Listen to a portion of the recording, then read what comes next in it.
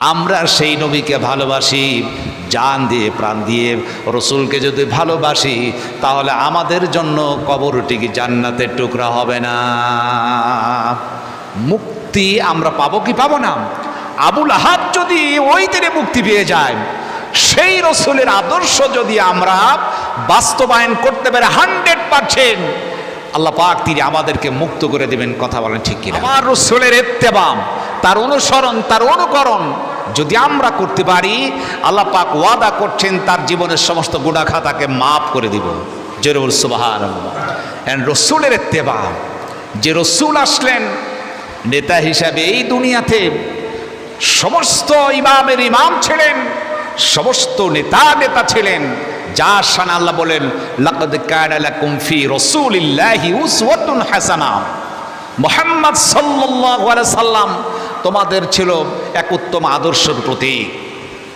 তার আদর্শের সার্টিফিকেট স্বয়ং আমার আল্লাহ দিয়েছেন। সুবহানাল্লাহ। আমার রাসূলের আদর্শের সার্টিফিকেট কে দিয়েছেন? চরিত্রের সার্টিফিকেট দিয়েছেন আল্লাহ। আর আমাদের চরিত্রের সার্টিফিকেট যেমন আমাদের সম্মানিত চেয়ারম্যান সাহেব দিয়ে থাকেন, আমার চরিত্র কতটুকু ভালো সেটা চেয়ারম্যান সাহেব জানেন না, পাইকিরি হারে লিখে দেয় এর চরিত্র ভালো, রাষ্ট্রবিরোধী কোনো অপরাধে কার্যকলাপে তিনি জড়িত নাই, তার চরিত্রটা ভালো। চারিত্রিক সার্টিফিকেট চেয়ারম্যান সাহেব দিয়ে থাকে কি থাকে না? দেয় কি দেয় না? কিন্তু চেয়ারম্যান সাহেবের নিজের চরিত্র ঠিক আছে কি না সেটাও সে জানে না। নিজের চরিত্র ঠিক নাই, লোকের চরিত্রর সার্টিফিকেট দিচ্ছেন। নামাজ নেই, আল্লাহর এই রসুল নেই, এরপর তার চরিত্র ভালো সার্টিফিকেট দিচ্ছেন।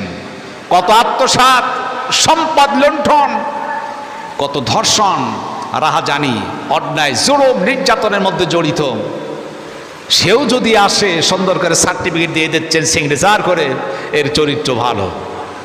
কিন্তু আবার রসুলের চরিত্র স্বয়ং আল্লাহ দিয়েছেন, যার চরিত্রের কোনো কলঙ্ক নাই। কথা বলে ঠিক? আউযু বিল্লাহি মিনাশ শাইতানির রাজীম। বিসমিল্লাহির রাহমানির রাহিম।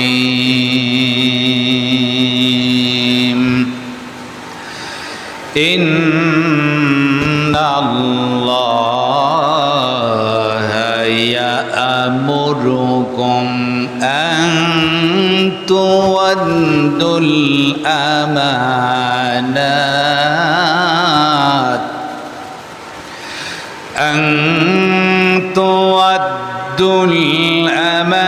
আমানাত ইলা আহলিহা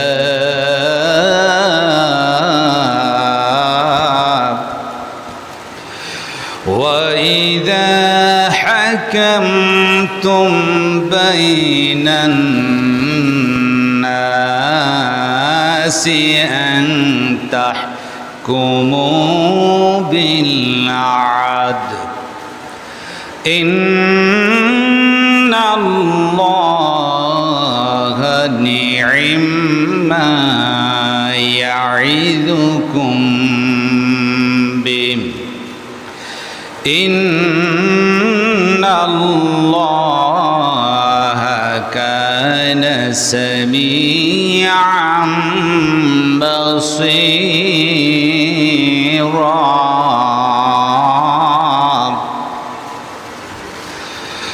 وقال الله تعالى في شان حبيبي। আলহামদুলিল্লাহ, আল্লাহ পাকের দরবারে লাখ কোটি শুকরিয়া যে মহান তাবারক তাআলা যিনি দয়া করে মেহেরবানি করে এক সপ্তাহ পর আমাদেরকে আজকের রবিউল আউয়াল মাসের প্রথম জুমায় আল্লাহর ঘর মসজিদে এসে সালাতের উদ্দেশ্যে হাজির হওয়ার সুযোগ করে দিয়েছেন। সেই মহান বাড়ির দরবারে প্রাণ খুলে, জবান খুলে আমরা শুকরিয়া আদায় করছি, পড়ে নিচ্ছি আলহামদুলিল্লাহ। লাখ কোটি দরুদ সালাম বর্ষিত হোক বিশ্ব মানবতার মুক্তির দিশেরই তামাম শিক্ষকের শিক্ষক যিনি হচ্ছেন নির্যাতিত নিপীড়িত মানবতার বন্ধু সৈয়দুল মুরসালিন খাতাবুন নবীন, যে রসুল, যে নেতা, যিনি এই রবিউল আউয়াল মাসেই দুনিয়ার বুকে আগমন করেছিলেন। তিনি এমন একটি সময়ে পৃথিবীতে আগমন করেছিলেন যখন গোটা বিশ্ব আইয়ামে জাহিলিয়াত, অন্ধকারের যুগ বলা হতো। মানুষে মারামারি, কাটাকাটি, রাহাজানি, ব্যভিচার আর সন্ত্রাসীতে লিপ্ত ছিল। নারীদের কোনো ইজ্জত ছিল না। কন্যা সন্তান জন্মগ্রহণ করলে জীবিত কবর দেয়া হতো। ঠিক তেমনি সময় বিশ্বনবীজি তিনি পৃথিবীতে এসে পথ হারা মানুষের হাত ধরে সত্যের পথ দেখালেন। নির্যাতিতা নিপীড়িতা মা বোনদেরকে সব্বরের আসরে বসিয়ে দিলেন। সেই নবীর প্রতি ভক্তি ভরে মহাব্বতের সহিত আমরা দরুদ প্রেরণ করছি, সকলেই পড়ে নিচ্ছি সাল্লাল্লাহু আলাইহি ওয়াসাল্লাম। মহান তাবারক তাআলা যিনি এই রবিউল আউয়াল মাসের আজকে প্রথম জুমা, যে রসুল, যে নেতা, তিনি এই রবিউল আউয়াল মাসেই খানদান বংশ কোরাইশ বংশে 570 খ্রিস্টাব্দে তিনি এ পৃথিবীতে তাশরিফ এনেছিলেন। এ পৃথিবীর বুকে তিনি আগমন করেছিলেন। তিনি যখন এ পৃথিবীতে এসেছিলেন যেন গোটা পৃথিবীর বালুকোনাটাও আলোয় আলোকিত হয়েছিল। অন্ধকার দূর হলো, জাহিলিয়াতকে দূর করে সব কিছুকে উৎখাত করে সত্যের সন্ধান তিনি দিয়েছিলেন। সমস্ত জাহিলিয়াতকে, সব কিছুকে ভেঙে চরমার করে এক আল্লাহর পথে মানুষকে চলার জন্য সেই কাজ তিনি করেছিলেন। রসুল পাক সাল্লাল্লাহু আলাইহি সাল্লাম তিনি এই পৃথিবীতে এসেছিলেন, যার সম্বন্ধে আল্লাহ পাক বলেছে ওয়া মা আরসালনাকা ইল্লা রাহমাতাল লিল আলামিন। সমগ্র জাহানের জন্য মুহাম্মদ সাল্লাল্লাহু আলাইহি ওয়াসাল্লাম ছিলেন তিনি রহমত। গোটা পৃথিবী রহমত হিসাবে তিনি এই পৃথিবীতে আগমন করেছিলেন। তিনি যখন এ পৃথিবীতে এলেন, তার শ্রেষ্ঠত্ব মর্যাদা আল্লাহ এত বেশি করেছিলেন যে রসুল পাক সাল্লাল্লাহু আলাইহি সাল্লাম যখন তিনি পৃথিবীতে এসেছেন, যখন তার আগমন হলো আমিনার গৃহে, অসংখ্য মানুষের সমাগম। কিতাবের মধ্যে লিখছে যে সেখানে ৭২ জন মহিলার সমাগম ছিল। এর মধ্যে আরবের শ্রেষ্ঠ ধনাঢ্য ব্যক্তি, শিক্ষিতা এবং সম্পদশালী যে মেয়েটি ছিল, নাম ছিল তার মারিয়াম। তিনিও আমিনার গৃহে এসেছেন শিশু মুহাম্মদ সাল্লাল্লাহু আলাইহি ওয়াসাল্লামকে দেখার জন্য এসেছিলেন। এখন আল্লাহ রসুলের চাচা আবুল আহাব, তিনি ছিলেন কাট্টা কাফির। তিনি যখন মাঠের মধ্যে তার সাথীদেরকে নিয়ে বৈঠক করতেছেন, মিটিংয়ে লিপ্ত, তার বাড়ির একজন দাসী ছিল, নাম ছিল সুয়াইবিয়া। তিনি গিয়ে একটা সংবাদ দিলেন নেতা। তিনি যখন ওই মিটিংয়ে প্রবেশ করেছেন, এখন আবুল আহাব ছিল নেতা, তার লজ্জিত হয়ে রেগে বললেন, সুয়াইবিয়া, সম্ভ্রান্ত, এই মিটিংয়ের মধ্যে তুমি একজন আমার বাড়ির দাসী হয়ে প্রবেশ করে আমার সম্মান তুমি নষ্ট করেছো, আমাকে লাঞ্ছিত করেছো, তুমি চরম অপরাধী। কেন এসেছো? বিনা পারমিশনে আমার বাড়ি থেকে বের হওয়া তোমার নিষিদ্ধ ছিল, এবং আমার বাড়ির বাহিরে গেলে তোমাকে বেত্রাঘাতের কথা আমি বলেছিলাম। তুমি এসেছো, অন্যায় করেছো, আমি তোমারে প্রহার করতে চাই। কেন এসেছো? সঙ্গে সঙ্গে সুয়াইবিয়া বলেছিল, নেতা, আমাকে মারেন, মারতে মারতে যদি মেরেও ফেলেন আমার কোনো আফসোস নেই। আমি কেন এসেছি? একটা সংবাদ দেওয়ার জন্য। সেটি হচ্ছে মা আমিনার ঘরে শিশু মুহাম্মদ সাল্লাল্লাহু আলাইহি ওয়াসাল্লাম, মা আমিনার ঘরে ছোট্ট একটা শিশুর জন্ম হয়েছে। সেখানে অসংখ্য মানুষ আগমন করেছে। এই সংবাদটি দেওয়ার জন্যই আমি আপনার কাছে এসেছি। আপনি আমারে মারেন আর যাই করেন, একটু আপনার ভাতিজাকে দেখে আসেন। আবুল আহাবের একটু কৌতূহল হলো যে দেখি তো বেচারাটা। যখন বলল আসলে দেখে আসি, এরপর শাস্তি যা দেওয়ার দেওয়া হবে। আবুল আহাব খুব রেগে গিয়েছেন। এখন আমিনার গরিব মানুষ ছোট্ট ঝুপড়ি ঘরের সামনে যখন যাচ্ছেন, নেতাকে দেখে লোকেরা ভয় পাচ্ছেন, কারণ তার চরিত্র ছিল খারাপ, মেজাজ ছিল হট মেজাজি, যাকে তাকে জাতামাতা বলে ফেলতো। আমাদের দেশে কিছু দেখেন, কিছু নেতা ছিল কিছুদিন পাতি নেতা, যাকে তাকে যখন তখন যেটা সেটা বলে বকা দিত, মানুষ ভয় পেত, তার মান সম্মানের তোই ছিল না। আমরা অনেক সময় বাংলাদেশে বিভিন্ন জায়গায় তাফসির মাহফিলে গিয়েছি, ভয় পেতাম এদেরকে দেখ। কারণ কি? এদের তো মান সম্মান ছিল না, যেখানে সেখানে বকা সকা দিয়ে মঞ্চ থেকে আমাদের নামায় দিত। আল্লাহ পাক বলে ওয়ামা কারু ওয়ামা কারাল্লাহ আল্লাহু খায়রুল মাকিরিন। তুমি যতই কৌশলবাজি হও না কেন, সবচাইতে উত্তম কৌশলবাজি হচ্ছে আমার আল্লাহ। আজকে যারা কৌশলবাজি হয়েছিল সমস্ত কৌশলকে ভেঙে চুরে নস্যাৎ করে দিয়েছে। কথা বলছে কিনা? আবু লাহাব ওই রকমের একটা নেতা ছিল, ওকে দেখে লোকেরা ভয় পাচ্ছে। তো তিনি গিয়ে দেখলেন যে সেখানে ৭২ জন মহিলা বসা, এর মধ্যে সবচাইতে শিক্ষিতা যে মহিলা, ওর নাম ছিল মারিয়া। একদিকে ধনাঢ্য সম্পদশালী আর একদিকে শিক্ষিতা। প্রশ্ন করলো, মারিয়া, একটা গরিব যার কেউ নাই, সেই বাড়ি আমিনার ঘরে তোমার মতো একজন শিক্ষিতা ধনাঢ্য ব্যক্তি এসেছো, অর্থাৎ গরিব মানুষ। দেখেন আমাদের দেশের যখন কোনো মায়েরা সন্তান প্রসব করে, আশেপাশের মহিলারা সেখানে ভিড় জমায়। জমায় কি জমায় না? তবে গরিবের চাইতে ধনাঢ্য মেয়ে হলে একটু বেশি লোক হয়। গরিবের তো ততটা ভালোবাসা মহাব্বত মানুষের দেয়। আবু লাহাব বলছে, একজন গরিব, তার বাড়ি তোমার মতো একজন মহিলা। মারিয়া জবাবে বলেছিল, নেতা, আমি কেন এসেছি মা আমিনার ঘরের মধ্যে একবার উকি দিলেই আপনি বুঝতে পারবেন আমি মারিয়া কেন এখানে বসা। আবু লাহাব আস্তি করে মা আমিনার ঘরের দরজার পাশে দাঁড়ালেন। শিশু মোহাম্মদ সাল্লাল্লাহু আলাইহি ওয়াসাল্লামের চেহারার দিকে তাকালেন, তাকায় দেখলেন, আশ্চর্য হয়ে গেলেন। এত সুন্দর চেহারা কি মানুষের হতে পারে নাকি? মনে হলো যেন আকাশের চারটায় আমিনার ঘরে ধরা দিয়েছে। সুবহানাল্লাহ, এ তো আকাশে চাঁদ নেমেছে, এত সুন্দর মানুষ হয়। আবু লাহাব আশ্চর্য হয়ে গেলেন। আবু লাহাব শিশু নবীকে দেখে খুবই আশ্চর্যান্বিত হলেন। এত সুন্দর চেহারা, এটা মানুষ না অন্য কিছু।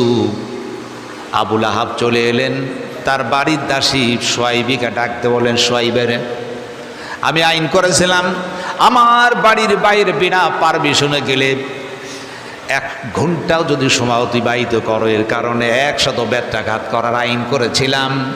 আমি তো তোমারে মারতে চেয়েছিলাম, এমন একটা সংবাদ দিয়েছ, মারার তো দূরের কথা সোয়াইবি, আমি তোমারে পুরস্কার করতে চাই। সুবহানাল্লাহ, মারার তো দূরের কথা, পুরস্কৃত তোমারে করতে চাই, কিন্তু কি দিব? আমার কাছে তো কিছু নাই, কি দিয়ে তোমারে পুরস্কার দিব?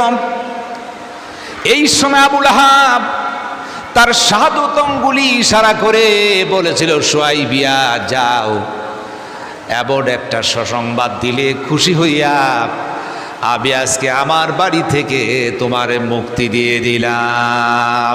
সুবহানাল্লাহ, আর তা সিঁড়ি করতে হবে না, তোমাকে মুক্ত করে দিলাম। একজন কাট্টা কাফির আবু লাহাব, বিশ্ব নেতা, বিশ্ব নবীর জন্মে খুশি হইয়া বাড়ির দাসী সোয়াইবিয়াকে শাহাদত আঙ্গুলি ইশারায় মুক্ত করার কারণে আমার রব, আমার আল্লাহ তার প্রতি খুশি হলেন। বছরে ওই দিনটি যখন এসে যেত, আবু লাহাবের কবরে আযাব আল্লাহ বন্ধ করে দিতেন, আর শাহাদত অঙ্গুলি মুখে চুষা দিলে মধুপানের স্বাদ তিনি পেয়ে যেতেন। সুবহান। আবার ভাইরাম, একজন কাট্টা কাফির বেঈমান, সে যদি আমার নবীর শুধু ভালোবাসার কারণে, যদি বাড়ির দাসীকে মুক্ত করার কারণে ওই দিনে কবরে আযাব মুক্ত হয়ে যায়, বা যদি ওই শাহাদত অঙ্গুলি চুষা দিলে মশু পানের স্বাদ পেয়ে থাকে, আমরা সেই নবীকে ভালোবাসি, জান দিয়ে প্রাণ দিয়ে রসুলকে যদি ভালোবাসি, তাহলে আমাদের জন্য কবরটি কি জান্নাতের টুকরা হবে না? মুক্তি আমরা পাবো কি পাবো না? আবু লাহাব যদি ওই দিনে মুক্তি পেয়ে যায়, সেই রসুলের আদর্শ যদি আমরা বাস্তবায়ন করতে পারি 100%, আল্লাহ পাক তিনি আমাদেরকে মুক্ত করে দেবেন। কথা বলেন ঠিক কিনা? এই জন্য আল্লাহ রাব্বুল আলামিন বলেন, কুল ইন কুনতুম তুহিব্বুনাল্লাহা ফাত্তাবিউনি ইউহিব্বুকুমুল্লাহ ওয়া ইয়াগফির লাকুম যুনুবাকুম আল্লাহু গফুরুর রহিম।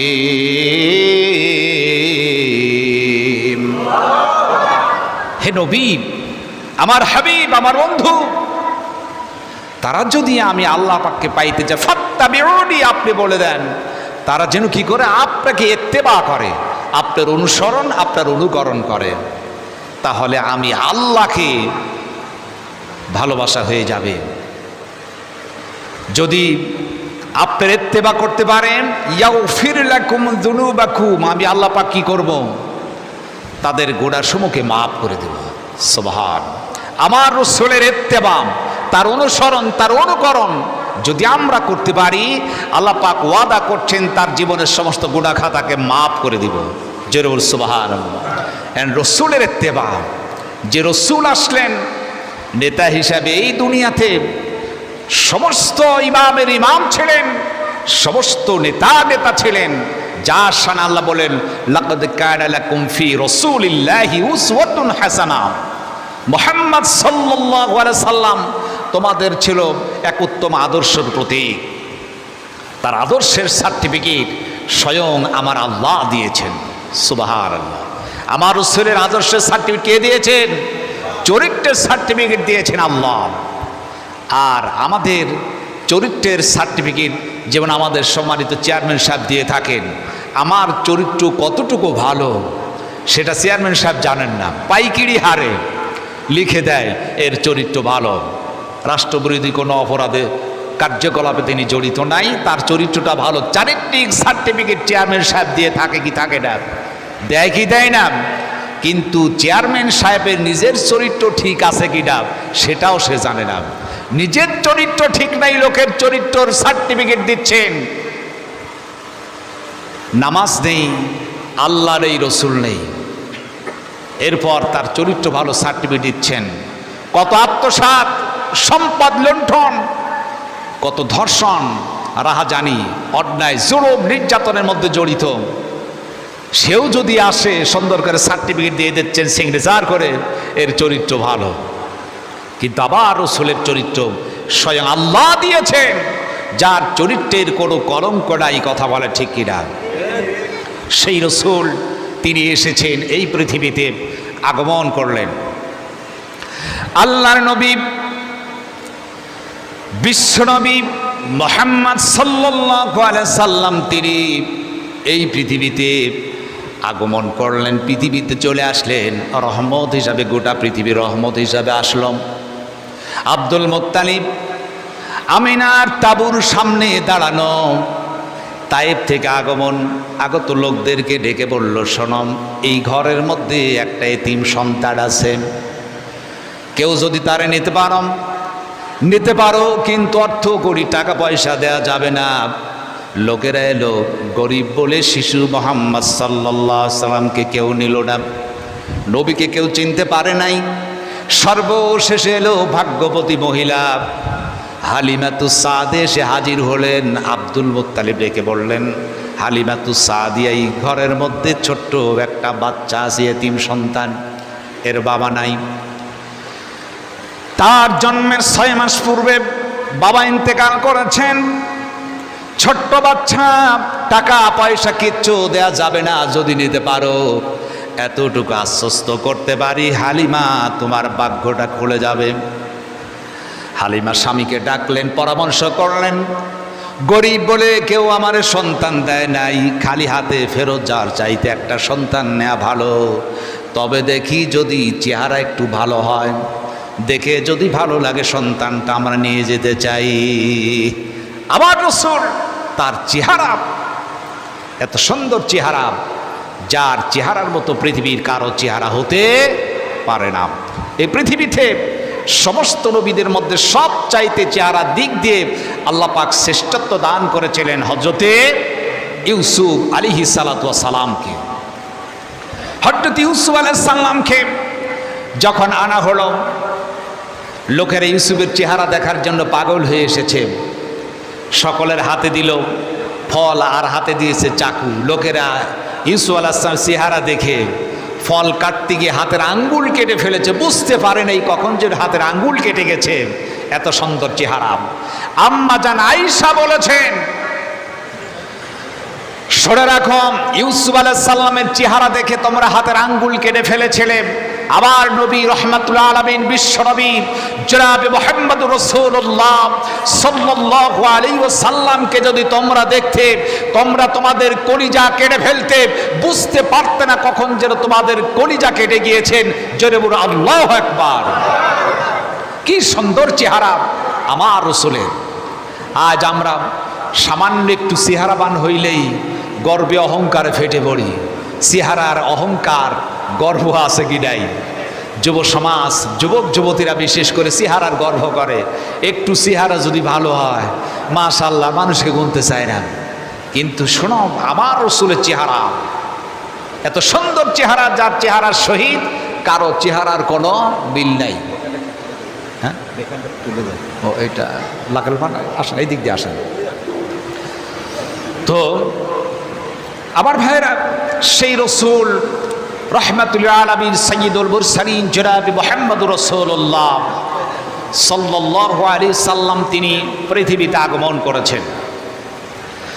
হালিমাতুস সাদিয়া স্বামীর সহিত পরামর্শ করলেন।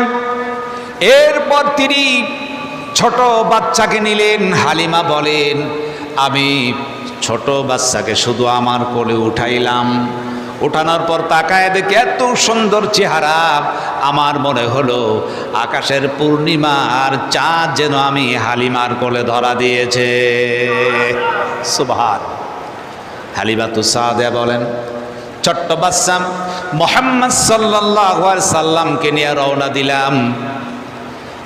আমার দুর্বল গাধা সকলের শেষে এসেছিল, সেই গাধা এখন সকলের আগে পৌঁছে গেল। গাধা সবল হল, কুয়াতে পানি বাড়লো, খেজুর গাছের খেজুর বাড়লো, ফসল বেড়ে গেল, সব কিছু উন্নতি হলো, বরকত বেড়ে গেল। আমার কাছে থাকলেন শিশু মুহাম্মদ সাল্লাল্লাহু আলাইহি ওয়াসাল্লাম। আমি শিশু নবীকে আমার ডান স্তনের দুধ পান করার জন্য যখন ধরলাম, শিশু নবী তৃপ্তির সহিত দুধ পান করলেন। আমার মনে হলো যেন এখনো পেট তার পূর্ণ হয় নাই। বাম স্তন চেষ্টা করলাম, বারবার করে চেষ্টা করেছি, শিশু মুহাম্মদ সাল্লাল্লাহু আলাইহি ওয়াসাল্লাম মুখে বাম স্তন আমি প্রবেশ করাইতে পারি নাই। সুবহানাল্লাহ। তার মানে আমার রাসূল তিনি এমন একজন আমানতদারিতা ছিলেন। তার একজন সাইমা নামে দুধ বোন ছিল। আল্লাহ রাসূল তখন শিশু, তার ছোট বোনের জন্য বাম স্তন রেখেছেন। তিনি জানতেন যদি বাম স্তনের দুধটা আমি পান করে ফেলি, দুধ বোনের সহিত ইনসাফ কায়েম হবে না, এটা আমার জন্য ইনসাফ হবে না। এজন্য বারবার চেষ্টা করার পরও শিশু নবী মুহাম্মদ সাল্লাল্লাহু আলাইহি সাল্লাম তার দুধ মা হালিমার বাম স্তনে কখনো মুখ লাগাই নাই। জোরে বলুন সুবহানাল্লাহ। কি রাসূল, কি নেতা, কি ব্যক্তি ছিলেন, তার ইনসাফ কি ছিলেন, তার আমানতদারিতা কেমন ছিলেন। ছোট্ট বাচ্চা, তার ছোট বোন সাইমা যেন বঞ্চিত না হয়। আজ আমাদের মধ্যে সেই আমানতদারিতা নাই, আমাদের মধ্যে সেই ইনসাফ নাই। ভাই ভাইকে দেখতে পায় না, সম্পদ নিয়ে গোলমাল আছে কি নাই, আছে কি নাই। বাবা সন্তানদের ইনসাফ কায়েম করে না। অনেক বাবা আছে সম্পদগুলো ছেলেদের নামে রেজিস্ট্রি করে দিয়ে মেয়েদেরকে ফাঁকি দেয়। এরকম কিছু বাবা আছে কি নাই? বাবাদের মধ্যে ইনসাফ নাই, আমানতদারিতা নাই। আজকে সরকারি সম্পদ যে মেম্বার, চেয়ারম্যান, এমপি, মন্ত্রীদের কাছে দেয়া হয়, এর কোনো আমানতদারিতা নাই। সঠিকভাবে সঠিক জায়গায় পৌঁছায় না, সব আমানতের খিয়ানত হয়। কথা বলে ঠিক কিনা? আমার ভাইয়েরা, আমরা বারবার করে দেখেছিলাম, যখনই আমাদের দেশে জলশ্বাস হতো, বন্যা হতো, সিডোর হতো, আইলা হতো, বিভিন্ন ধরনের দুর্দিন এসে যেত, উপর থেকে অনেক টাকা বাজেট হতো, সঠিকভাবে একটাও বন্টন হতো না, সব এমপি আর মন্ত্রীর পকেটের মধ্যে টাকা পয়সা ঢুকে যেত। কথা বলে ঠিক কিনা? আমরা অনেক লক্ষ্য করেছি, বারবার করে বন্যা দুর্গত লোকদের মধ্যে যেই ত্রাণগুলা এসেছে সঠিকভাবে ত্রাণগুলো বিতরণ হয় নাই। কারণ কি? সেই সময় দলবল নির্বিশেষে সকল দলের লোক ত্রাণ দিতে পারে নাই, তারা একাকী দিয়েছিল, সঠিকভাবে দেয় নাই। আলহামদুলিল্লাহ এই বছর কুমিল্লা, নোয়াখালী, ফেনী এলাকার দুর্দিনে মানুষ দলবল নির্বিশেষে মানুষের এমনভাবে আগায় গিয়েছিল, কারণ এই সময় ওই হায়নার জাতিরা ছিল না বলেই সঠিকভাবে লোকের কাছে সম্পদগুলো পৌঁছে গিয়েছে। কথা বলে ঠিক কিনা? আজ ওরা নাই বলে সঠিক বন্টন হয়েছে। দুর্নীতিবাজ সন্ত্রাসী যারা ছিল, পকেট পূর্ণ করেছিল, এরা থাকলে এবারও সঠিকভাবে বন্টন হতো না। অথচ আমানত আমার নবী, শিশু নবী, তার ভিতর কি আমানতদারি, ছোট্ট বাচ্চা তার বাম স্তন রেখেছেন তার দুধ বোন সাইমার জন্য। সুবহান আল্লাহ রাব্বুল আলামিন বলেন, ইন্নাল্লাহা ইয়া'মুরুকুম আন তুআদ্দুল আমানাতি ইলা আহলিহা। জোরে বলুন আল্লাহু আকবার। আল্লাহ রাব্বুল আলামিন বলেন, ইন্নাল্লাহা ইয়া'মুরুকুম, নিশ্চয় তোমাদের রবের পক্ষ থেকে নির্দেশ, আন তুআদ্দুল আমানাতি ইলা আহলিহা, আমানত তার মালিকের কাছে তোমরা সঠিকভাবে পৌঁছায়া দাও। জামানত, এই আমানতটা মালিকের কাছে সঠিকভাবে পৌঁছে দাও। যখন যেভাবে সম্পদ ভিজিএফ কার্ড আসুক না কেন, গরিবের জন্য যেটুকু সম্পদ বরাদ্দ হোক, সঠিকভাবে ওই আমানতদারের মালিকের কাছে পৌঁছে দেওয়ার জন্য স্বয়ং আল্লাহ নির্দেশ দিয়েছেন। যদি আপনি সেই আমানত মালিকের কাছে না পৌঁছান, আল্লাহর দরবারে কিয়ামতের দিন আপনাকে দাঁড়াতে হবে আসামির কাতারে। কথা বলে ঠিক কিনা? এই আমানতদারিতার প্রয়োজন রয়েছে। আমার নবীজি হালিমার ঘরে থাকলেন। 6 বছর থাকার পর হালিমাতুস সাদিয়া শিশু নবী মুহাম্মদ সাল্লাল্লাহু আলাইহি ওয়াসাল্লামকে আমিনার বাড়িতে পৌঁছে দিলেন।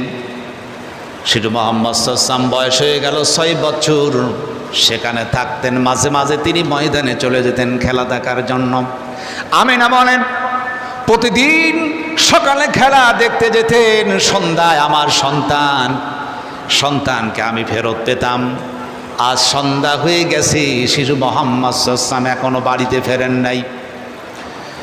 আমিনা চিন্তা করলেন, ব্যাপার কি? সন্ধ্যা হল, আমার ছোট্ট বাচ্চা এখনো বাড়িতে ফিরল না। হাঁটতে হাঁটতে আমিনা চলে গেছেন ধুধু মরুভূমি, অন্ধকার হয়ে আসছে। পাহাড়ের চূড়ায় দেখলেন শিশু মুহাম্মদ সাল্লাল্লাহু আলাইহি সাল্লাম, চোখ দিয়ে ঝরঝর করে পানিগুলো পড়ে যার কান্দে। আমিনা বলে, বাবা কাঁদো কেন? সমস্ত বাচ্চাগুলা চলে গেছে ধুধু মরুভূমি, বালির মধ্যে, পাহাড়ের চূড়ায়, একাকী দাঁড়ায় দাঁড়ায় কান্দো কেন? আল্লাহর নবী শিশু মুহাম্মদ সাল্লাল্লাহু আলাইহি ওয়াসাল্লাম ডেকে বলে, মাম, এই ময়দানে প্রতিদিন খেলতে আসি, খেলা দেখতে আসি। সন্ধ্যা যখন হয়ে যায়, বৃদ্ধ মানুষ চলে আসে, সন্তানের নাম ধরে ডাক দেন। এই বাচ্চাগুলো চলে যায়, চুমা দিয়ে কোলে করে আদর করে কোলে উঠায় নিয়ে চলে যায়। কয়টা দিন হলো মাম, একটা দিনের জন্য আমার বাবা আমারে মোহাম্মদ বলে নাম ধরে ডাকে নাই। মা সত্য করে বলম, আমার বাবা কি নাই? আমার আব্বা কোথায়? একবারও আমার নাম ধরে ডাক দিল না, আমার আব্বা কোথায়? এই নবীজি বড় আফসোস করছেন, আমার কি বাবা নাই? আল্লাহ রাব্বুল আলামিন ডাক দিয়ে বলতেছেন, আলাম ইয়াজিদকা ইয়াতীমান ফাআওয়া। হে আমার বন্ধু, আমার নবী, আমি আপনাকে এতিম অবস্থায় পেয়েছিলাম, পিতৃহীন অবস্থায়। আমি আল্লাহ কি আপনাকে আশ্রয় দেই নাই? আমি আপনাকে এতিম পেয়েছিলাম, আমি আপনাকে আশ্রয় দিয়েছি। আহারে, সমস্ত এতিমদের নেতা হচ্ছে আমার নবী। এর চাইতে বড় এতিম আর কেউ নাই, যাতে কোনো এতিম অভিযোগ না করতে পারে মুহাম্মদ সাল্লাল্লাহু আলাইহি ওয়াসাল্লাম তিনি এতিমের মহব্বত বুঝবেন না, এ অভিযোগ করার সুযোগ থাকবে না। আমার নবী সব চাইতে বড় তিনি এতিম ছিলেন।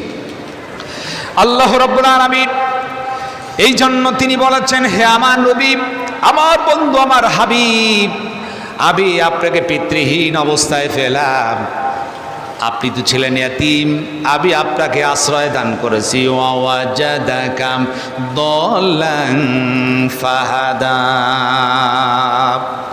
আপনি পথ ভোলা ছিলেন, পথের সন্ধান আমি আল্লাহ দিয়েছি।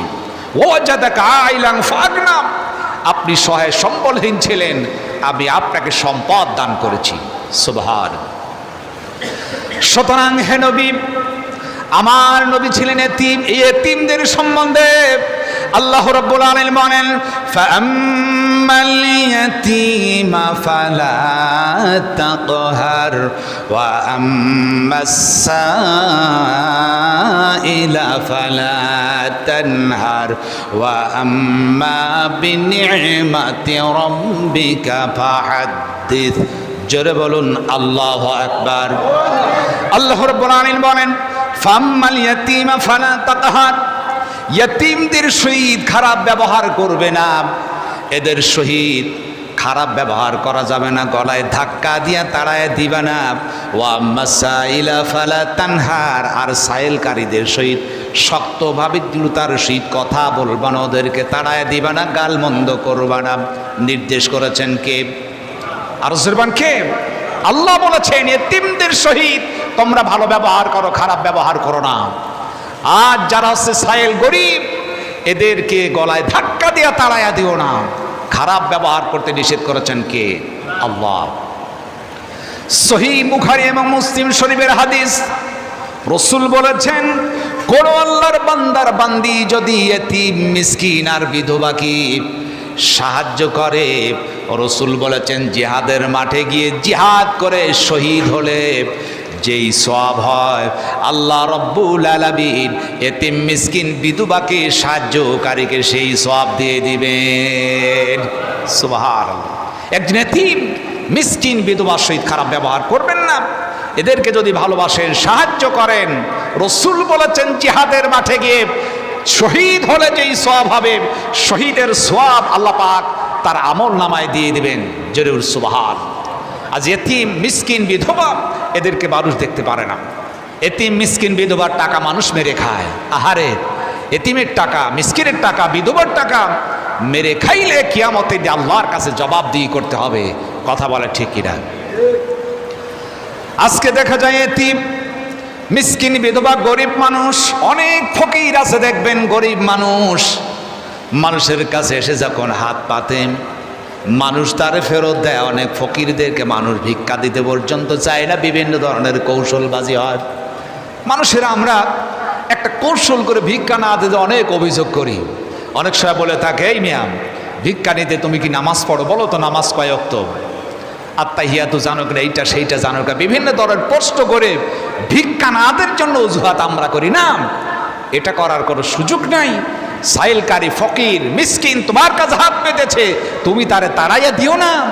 আল্লাহ পাক নিষেধ করেছেন, একজন গরিব মানুষ যদি এসে হাত পাতে, আপনি তাকে তাড়াইয়া দিতে পারেন না।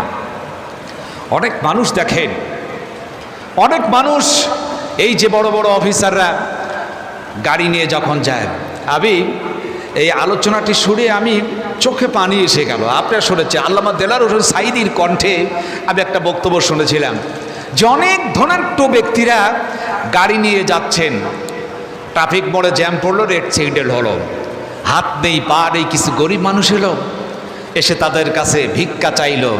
একটা টাকাও ওই সাহেবেরা দেয় নাই, একটা টাকাও দিল না। এরপর দেখা গেল জাম ছেড়ে গেল, গাড়ি আবার চলছে। হঠাৎ করে দেখা গেল মাজারের পেয়ে গেল, মাজারের কাছে গাড়ি ব্রেক হয়ে গেল। আবার ওই সাহেবেরা ভদ্রলোকেরা 500 টাকার নোট মাজারে ছুঁড়ে মেরে দিল। আছে কি নাই?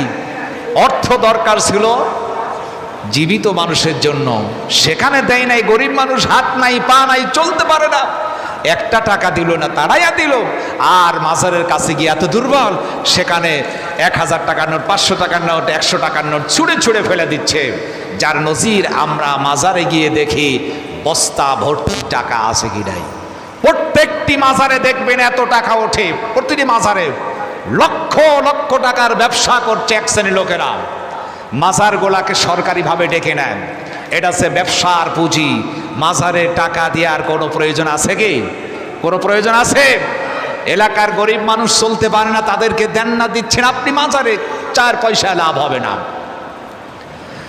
সেখানে মাজারে গরিব মানুষকে টাকা দেয় নাই, অথচ বাজারের কাছে গিয়ে অফিসাররা আবার টাকা মারলো। আর দেখেন গরিব মানুষগুলা না খেয়ে ভোকা মানুষ যখন মারা যায়, এখন রাস্তার পাশে ছিঁড়া কাপড় দিয়া ঢেকে রাখলাম। ওই অফিসাররাই আবার বাড়িতে ফিরতেছে, জীবিত অবস্থায় একটা টাকা দিল না, এখন মরার আশের উপরও 10 টাকা 20 টাকার নোট ফেলে দিচ্ছে। এর চাইতে লাঞ্ছনা মানবিক দিক দিয়ে আর একটিও হতে পারে না। জীবিত অবস্থায় একটি টাকা দিল না, এখন মারা গিয়েছে, কাফনের কাপড় কেনার টাকা নেই, লোকেরা ছিঁড়া কাপড় দিয়ে রাস্তার পাশে ঢেকে রাখলো, লাশের উপরে আকাবার ওই অফিসার ওই সাহেবেরা টাকা ছুঁড়ে ছুঁড়ে মারছেন। এটা মানবতার একটা লাঞ্ছনা, গঞ্ছনা আর কিচ্ছু না। কথা বলে ঠিক কিনা? সুতরাং আমার নবী তিনি ছিলেন এতিম, এতিমদের সহিত ভালো ব্যবহার করতে হবে। এতিম, অসহায়, মিসকিন, বিধবার সহিত খারাপ ব্যবহার করা যাবে না। কথা বলে ঠিক কিনা? আমার রাসূল নিজে ছিলেন এতিম, তিনি এতিমদের দুঃখ তিনি বুঝতেন। সেই রাসূল বিশ্বনবী, বিশ্ব নেতা, তিনি এই পৃথিবীতে আগমন করেছিলেন এই রবিউল আউয়াল মাসের। তিনি এসেছেন এই পৃথিবীতে, তার তাশরীফ হলো পৃথিবীতে এসে গোটা পৃথিবী মানুষকে তিনি ধন্য করেছিলেন। সেই নবীজির আদর্শ আমাদের বাস্তবায়ন করতে হবে। নবীজির তার আদর্শ, তার অনুসরণ, তার অনুকরণ আমাদের আদায় করতে হবে। মহান তাবারক তাআলা তিনি যেন বিশ্বনবী, বিশ্বনবী জনাবে মুহাম্মদুর রাসূলুল্লাহ সাল্লাল্লাহু আলাইহি সাল্লামের আদর্শ বাস্তবায়ন আমরা করতে পারি। আমরা আমাদের ব্যক্তিগত, আমাদের পারিবারিক, সামাজিক, রাষ্ট্র, আন্তর্জাতিক ক্ষেত্রে সর্বদাই রসুলের আদর্শ আমাদের থাকার প্রয়োজন। আল্লাহ পাক সুবহানাহু ওয়া তাআলা তিনি আমাদের সকলকে দান করুন। সকলে বলুন আমিন।